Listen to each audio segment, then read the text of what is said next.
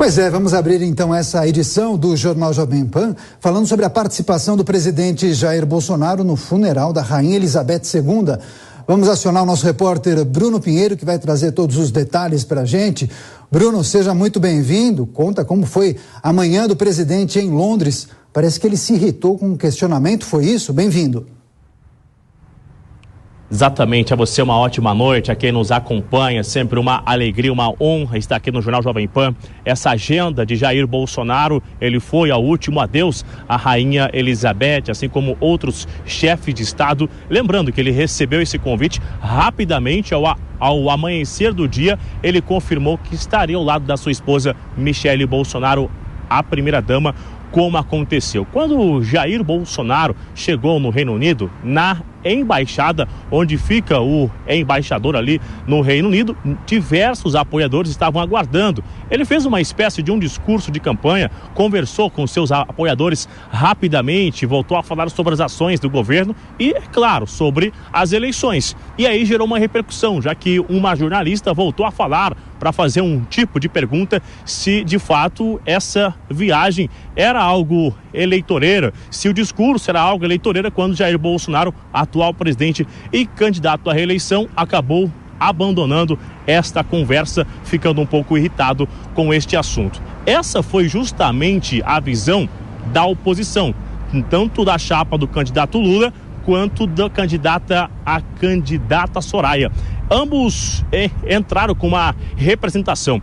Eu tive acesso a essa documentação, o que eles alegam que Jair Bolsonaro, atual presidente e candidato à reeleição, acaba ocupando as duas funções. A gente já falou muito sobre isso aqui, que ele é candidato e não tem como ficar de fora de uma ação de candidato, já que ele é o atual presidente. Acaba ocupando as duas funções ao mesmo tempo. O que diz esse documento? Que seja aplicado um tipo de multa ao candidato, já que ele usou a estrutura do governo, onde fica a embaixada, e fez um discurso. E que a lei eleitoral, ela restringe que o candidato use a estrutura do governo, seja aeronave, um local, uma construção, uma sede, um edifício que não seja utilizado. E foi justamente isso que aconteceu. Mas a gente relembra então que foi uma viagem importante. Ele conversou com vários apoiadores, ele foi recebido lá pela rainha consorte, pelo rei Charles também.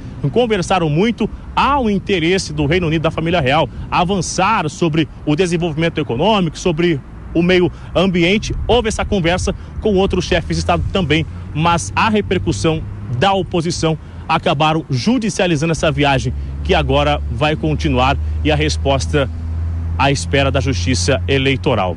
Perfeito. Daniel. Agora, Bruno, de Londres, Jair Bolsonaro seguiu para os Estados Unidos, onde será realizada a Assembleia da ONU. Você já tem informações de como será a agenda do presidente por lá?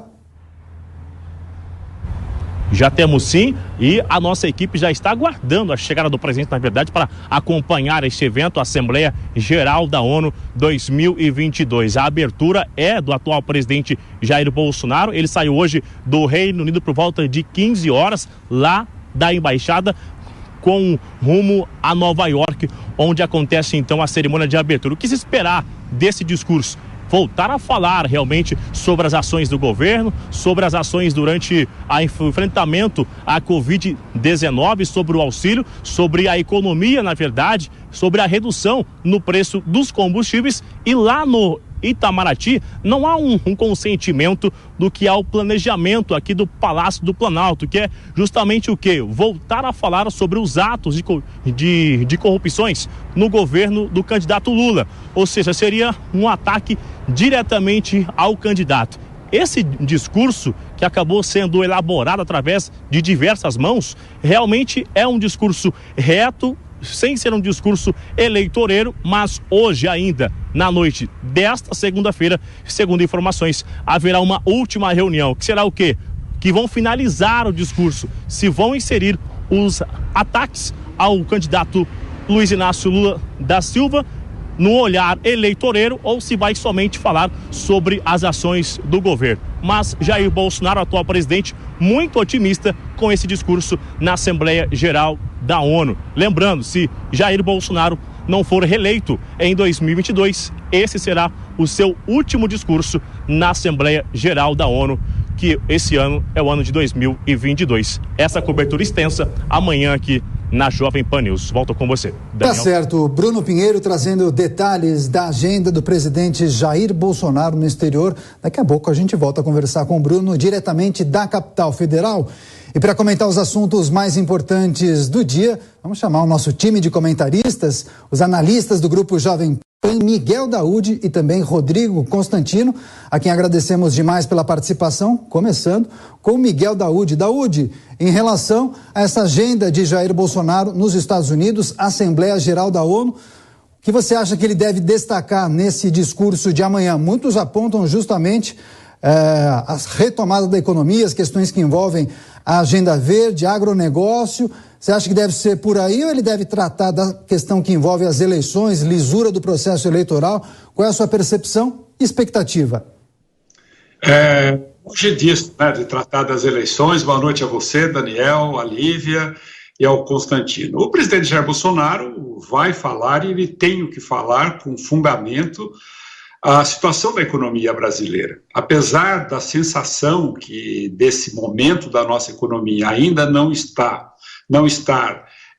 atingindo a população, é um cenário fantástico. Não tem por que não reconhecer, a inflação aí, segundo os analistas do mercado financeiro hoje, está desenhando abaixo de 6%, o emprego está crescendo, a taxa de juros, apesar do Banco Central não reduzir, mas o Paulo Guedes hoje já sinalizou que foi um erro do Banco Central ter falado do fiscal, a taxa de juros pode cair mais. Então o presidente tem muito o que falar, ele tem que mostrar que o governo dele, apesar de ter enfrentado, dada a nossa situação, uma parte econômica difícil, está se saindo muito bem. Então eu acho que é nesse ponto que o presidente tem que centrar fogo, Daniel.